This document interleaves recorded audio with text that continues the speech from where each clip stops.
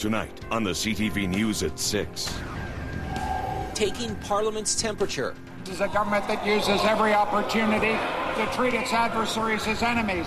Would the Liberals get enough support to force an election?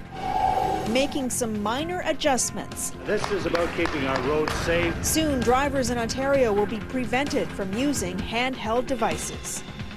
And now, the CTV News with Michelle Toner and Tony Rima.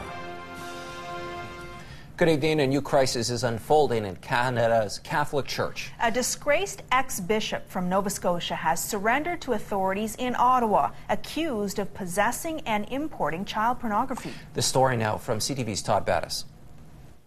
Midday, and Bishop Raymond Lahi arrives at Ottawa Airport. It's here. 2 weeks ago, border agents selected him, checked his laptop, and say they found pornographic images. Now, accompanied by a lawyer, he's on his way to surrender to police to face charges of possessing and importing child pornography. The normal process, like any person that's been arrested, he'll be told, he'll be explained what charges are preferred against him, and then fingerprints and photos, just like everybody else that comes through the cell block. Agents kept his computer to get a closer look, but released the bishop. They claim more illegal images were found. Friday, he was charged. The next day, he sent a letter to the Pope, resigning for personal reasons. Today, Archbishop Anthony Mancini, now assuming Lahi's responsibilities, said he shares the public shock and understands threats some are making not to be in church Sunday. For a moment or two, I may have had that thought cross my head as well in the last few days. This incident comes just weeks after Bishop Lahi announced a settlement had been reached to pay millions of dollars to victims abused by Catholic priests. I want them to know how terribly sorry we are. There, at the table and throughout the negotiations, was Ron Martin. He claims he was abused as a child. He's feeling that way again. I trusted that man. As I trusted that priest when I was a child, I trusted this man. And again, even though he didn't physically abuse me, his actions have re-victimized every single person. It leaves the faithful and their archbishop wondering whether he was honest in forming the settlement. Everyone, including me, thinks that perhaps it was not as positively motivated, as authentically understood as we would all have liked to have believed. Mancini spoke briefly with Lahi and says what happens next is up to the courts. Todd Battis, CTV News, Sydney. A follow-up on the Sudbury man accused in the drunk driving deaths of 3 people. Police allege 26-year-old Nicholas Piovisan was impaired when he crashed into 3 teenagers, killing them. The tragedy happened on Father's Day along Regional Road 80 in Hanmer. Piovisan remains free on bail and will be back before the court October 28th. There's no word if he plans to fight the charges or plead guilty. Sault Ste. Marie police want people to think twice before buying a used car online. Fraudsters are using the logo of a popular and legitimate business to win trust, and there have been a string of recent scams involving the pretense of selling used cars over the internet. Police warn people to never put up money before dealing directly with the owner and seeing the car first, and they say escrow sites which claim to be secured are a scam. More details tonight about that ban on cell phone use while driving. It kicks in later this month. With more on what you need to know, here's CTV's Shannon Martin. It's something we've all done, whether we admit it or not. I talk on it, but not all that often. I've almost lost it a couple of times, so I pull over now. Actually, or I'll leave it at home. I have a phone in my vehicle now, so I use that when I'm driving. Oh, so it's hands-free. And hands-free will soon be the only legal option for Ontario drivers. This is about keeping our roads safe. Drivers need to focus on the task at hand. Keep your eyes on the road, hands on the wheel. Starting October 26, provincial police will be rolling out an aggressive awareness campaign.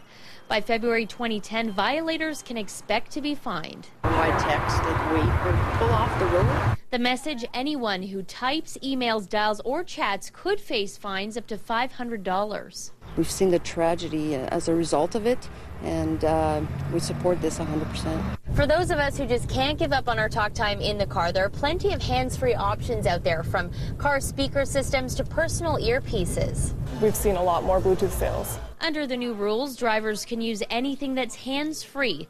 The more high-tech, the more you'll pay. It starts at $39.99, and that's just for like a basic Bluetooth headset. And then it goes all the way up to $99 for the one that clips on the visor. A small price to pay for safety. Shannon Martin, CTV News. On the job, ambulance drivers, police, and firefighters are exempt from the ban, and commercial drivers will have 3 years to switch over to handheld devices. A follow-up to the Vale Inco strike in Sudbury. The Brazilian-owned mining giant has resumed partial production at Clarabelle Mill in Sudbury. More than 3,000 employees have been walking the picket line for the past 12 weeks. Vale confirms tonight that non-unionized employees are now processing stockpiled ore. The mill is a surface plant, and it's the next step in the flow sheet after the mine. What happens is ore is brought to the mill. It's then broken up through these mills that essentially crush the ore into smaller pieces. The material is floated so that the minerals separate from the rock, and then at the end of the process, what we will be producing is a copper concentrate. I guess our reaction is that we're very disappointed in the company's position. Rather than starting up production with non-unionized staff, they should be back at the bargaining table with us so we can get our people back to work. Next week, Vale Inco plans to start mining ore at the Coleman mine in Levack and the Garson ramp. Well, the weather in northeastern Ontario has taken a definite turn toward fall this week. Tony, how are those temperatures tonight? Well, you know, they're going to be in the single digits near the freezing mark, and over the next couple of days, single digits and maybe double digits. But let's take a look at our radar map at this hour. Pockets of activity. In fact, cold front is moving through the region, and as a result, well, some clouds and shower activity through parts of the northeast. More of the weather details are coming up. All right, thank you, Tony. And later on the CTV News at 6, from old-fashioned sweaters to a retro-looking Canada logo. A look at what our Olympic athletes will be wearing in 4 months. But first, some local Olympic news to tell you about right now, and it's big news for the North. A superstar is coming home to Timmins to help ignite the spirit of the Games. That story from CTV's David Delaharpe.